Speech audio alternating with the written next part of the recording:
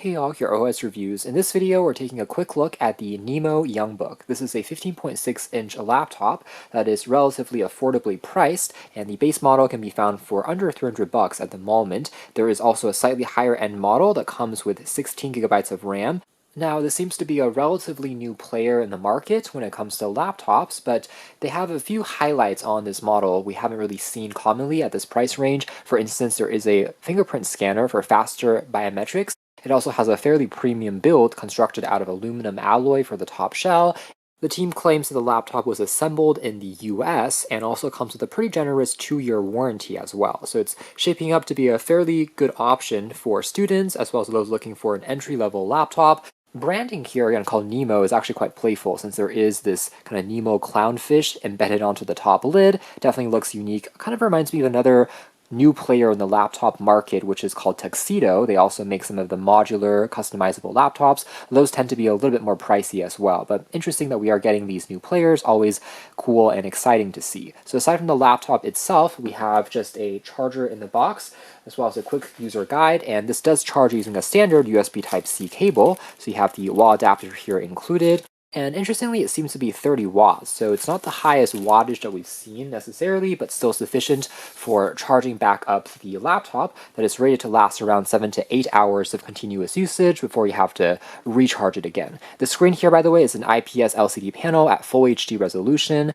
It's powered by the relatively energy efficient but entry-level Intel N100 Celeron processor, which is a quad-core chip with 4 threads, and it has a turbo mode up to 3.4 gigahertz. Supports Wi-Fi 6 protocols, as well as dual band and Bluetooth 5.2, so very good in terms of wireless connectivity, and you do have up to 1 TB of SSD, just depending on the configuration that you're picking. And there's also 3 colors to pick between. There is this one here that we have in front of us, which is called Rose Gold, but in person, depending on the light that is hitting on the laptop, I would say it's a little bit closer to gold rather than being really pink. So it's quite subtle and still looks quite attractive, I have to say, but you can also pick a more conservative ocean blue or a classic silver shade based on your preferences.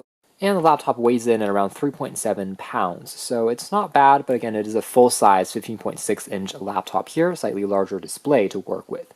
Now, a closer look at the design and the build quality. Again, I am relatively impressed with the outer shell, which is crafted out of aluminum alloy. Gives it a very solid and cold touch. Usually we see just plastic being used on a lot of budget laptops. That being said, the very back of the laptop is still going to be made out of plastic, as is the keyboard deck. It's really just the top portion here, including the lid and also the top side on the edge. Speaking of, on the I/O front, we have just a Type-C port for charging, as well as a full-size USB Type-A port, 3.0 speeds, as well as a full-size HDMI, great for connecting to external monitors and TVs, and a second USB Type-C that is designed for data. You can also find on the right-hand spine 2 more USB Type-A ports. The second one here is also 3.0 speeds, a micro SD card reader, 3.5mm headphone jack, as well as a Kensington lock. So plenty of I/O, which is going to be one of the benefits of having a slightly larger 15.6-inch laptop.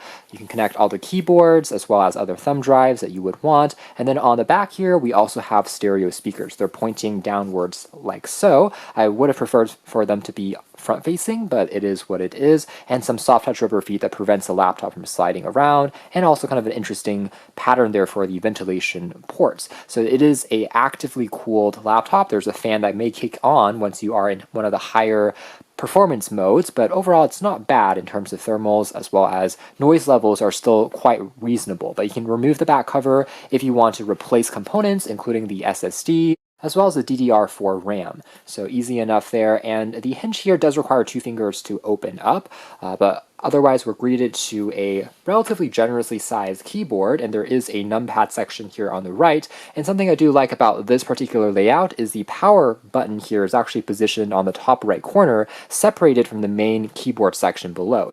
And on the trackpad section is where you'll find the biometric fingerprint scanner, very quick to unlock, and you even get a privacy shutter, which wasn't really explicitly advertised, but a great detail nonetheless. So up top here, you can use that little slider to cover up the webcam. If you're more conscious about security, you'll see that orange logo, meaning that it's blocked versus now visible. You can also find stereo microphones up top. Now, the 15.6-inch display, by the way, is a matte finish, so it's not a touchscreen, but it's not glossy either. Visibility is also going to be a little bit more improved there, and the hinge can also fold flat 180 degrees, similar to on some Think pads from Lenovo out there.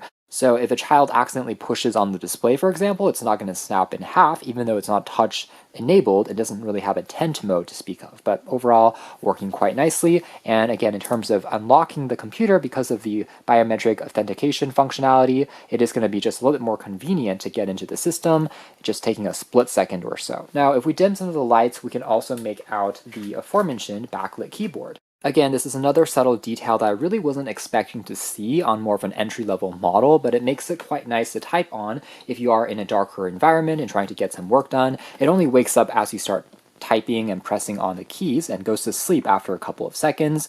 F9 key, you're able to toggle into a brighter mode or turn it completely off to consume less power. So you have two adjustments to kind of play around with. What I will say though is between the three color variants, the rose gold / gold version here does have the lightest color wave for the keys. So if you don't have the backlight being activated, you can tell that it almost kind of blends in a little bit more with the surface of the laptop. So if you are using it under direct sunlight, for example, perhaps the contrast there is not going to be quite as abrupt compared to the silver and the blue versions, which have a more prominent kind of black color to the text of the keyboard. That being said, again, with the backlight on board, visibility, at least in my testing, hasn't been too problematic. It's just one thing I wanted to point out. On the edge here, what looks like built-in stereo speakers are really just for decoration, since as we've talked about, really they are positioned here on the side. They will bounce off of a table, so it still sounds decent, but obviously front-facing speakers would have been even more preferred. The keyboard itself is also pretty decently sized, and overall spacing and layout is not problematic. I was able to get a fairly comfortable typing speed. Slightly curved on the bottom here also, again, reminiscent of some of the ThinkPads with that classic kind of smiley shape for the keys, but working quite well. That being said, the travel and feedback is actually not going to be the deepest out of a keyboard we've seen. In fact, it is a relatively kind of not super deep key travel, but still feels surprisingly responsive and satisfying enough that you are able to still get a decent enough typing experience. And the trackpad, by the way, does support multi-touch, and you are able to use different gestures in Windows pretty effectively. Feels smooth enough. It is a plastic surface, but it is coated with a slightly frosted texture that makes it feel a little bit more matte and slightly more precise as you're navigating around with your fingers, and generally works quite well, although only the bottom section here can be clicked on compared to more premium, say, glass trackpads. And now just a closer look at this display. Again, it is matte, and this is the maximum brightness output, which actually is quite good. So again, there is some pretty bright studio lighting around us at the moment, and it's still more than visible. Some slight amount of sunlight hitting on the screen should not be problematic. And as far as the software experience is concerned, we do have a very clean version of Windows 11 Pro out of the box. No bloatware here at all, aside from some of the Microsoft essentials. This model, as tested and configured, comes with the base 8 GB of RAM, however, has a slightly upgraded 1 TB of SSD built on in, which ensures relatively quick read and write speeds. And out of the box, you have around 900 GB free after the Windows operating system is installed.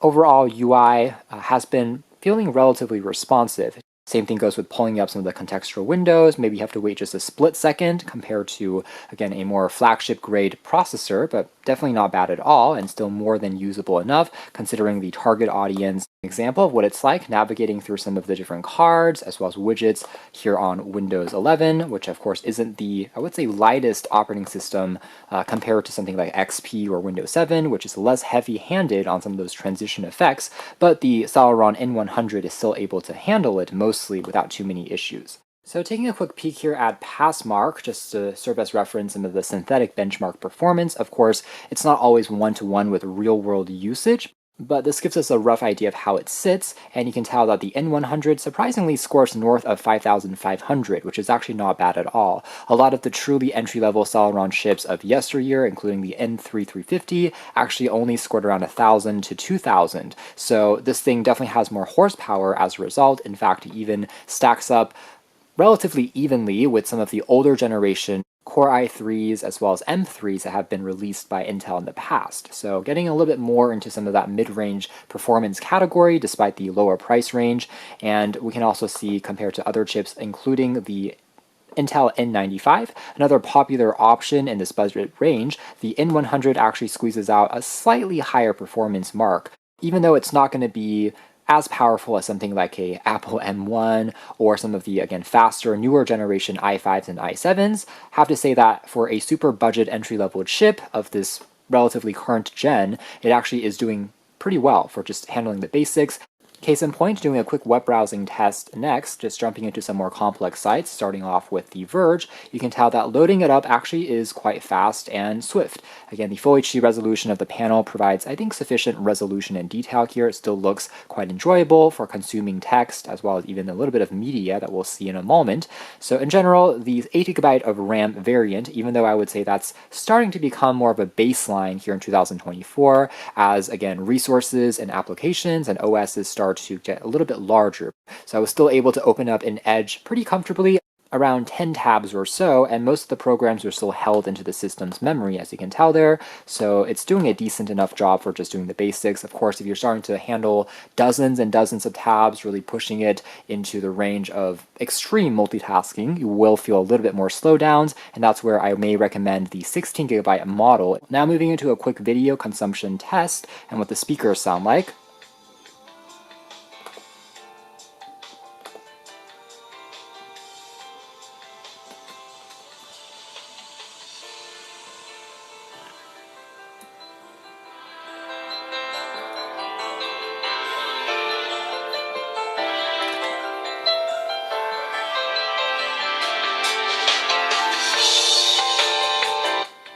Some takeaways being that it does get quite loud at the full volume level, as you can tell, but it does sound a little bit thinner if you are pressing it at those higher levels. For the most part, though, you have decent stereo separation, kind of bouncing it off of a table. It is average sounding, I would say, for laptop speakers, but it gets the job done for just some casual YouTube videos and entertainment. Again, the screen here does work surprisingly quite nicely. For things like viewing angles, nothing really washes out, and also for scrubbing between parts of the video, loading times are also quite fast without really encountering too many drop frames, as you can tell here, at a Full HD res, which again is the maximum output of the screen anyways. So even though you are able to crank this up to something like 4K, I would say it might be a little overkill since the native res here is Full HD. That being said, if you connect it to an external monitor, maybe a 4K TV, that could be an area where you can then take advantage of a higher res playback. For the most part, doing still a okay job there. You can still stream in 4K on YouTube and Netflix, and things are still quite enjoyable, not too many drop frames, so things still seem quite smooth as it's playing back. The Wi-Fi 6 antenna reception quality also seems to be quite good. That's probably helped by the plastic chassis here on the base area, and I was getting almost consistently full bars actually, so remaining nicely locked into internet. It didn't have to wait too long for things to buffer or load up. Now, currently we're in the balanced performance mode, and as aforementioned, it lasts around 7 to 8 hours of web browsing and Word document editing. You can also turn it into the best performance mode though, which will kind of turbo it up to 3.4 gigahertz, and this will crank up the kind of battery consumption a little bit more as well, getting closer to around 6 hours or so in my testing. There's also an extreme power saving mode though that will dim the display and also limit the CPU speed. Even at the higher kind of TPU load though, the processor here is still very energy efficient, only drawing around 6 watts on average, so it remains quite cool. And thermals are generally not, again, problematic, especially on a full-size 15.6-inch laptop. There's a lot of surface area here to work with, and as a result, even though there is, again, a fan, you barely hear it even as you are jumping back and forth between tabs, as long as you are keeping in mind the constraints of a integrated GPU on here from Intel, which of course isn't going to be super powerful at the end of the day. If you are doing things like a bit of casual gaming or some, again, more serious video editing, you would probably want to look at a more powerful GPU-equipped computer for that reason. But for light purposes, such as touching up some photos in Photoshop, or if you're just, again, stitching together a couple of clips that are shorter in Full HD resolution, you can surprisingly still handle it using this computer. For things like office work, whether it comes to Excel, PowerPoint, as well as Word documents, it's not going to have any problems at all, even more complex spreadsheets, equations, things like that. So for school, as well as some, again, business purposes, if you're keeping things light, it really shouldn't be problematic. And as far as doing a little bit of gaming is concerned, as long as you have your, again, expectations tempered, you should still be fine with certain kind of mid-end titles, which are relatively modern. Alternatively, you can try emulation on this machine, and it is surprisingly capable for some of the older titles if you're trying to play back things like DS, Game Boy, Nintendo 64, so on and so forth. And of course, you can also try cloud gaming solutions, including Microsoft's xCloud, if you wanted to stream back heavier titles and games over a internet connection, and this just acts as kind of a portal with a display and keyboard, and fairly modest looking bezels here on the sides as well. So that is more or less it as far as our hands-on review of the Nimo YoungBook. And as the name kind of implies, this is targeted towards students as well as those looking for a entry-level laptop. But I think it serves as a very good introduction to this brand that just puts a little bit more attention to some of the details, whether it comes with the privacy shutter, having just a backlit keyboard as well as a fingerprint reader that we don't usually see in this price range. In fact, I think it beats a lot of the offerings from aforementioned Gateway, from Walmart, as well as Chewy and T-Class, some of those other Shenzhen-based brands which may not be quite as reputable versus this model here, again, assembled in the US, as well as having just a little bit more attention to detail. Thanks for watching here at OS Reviews. That's been the Nimo YoungBook.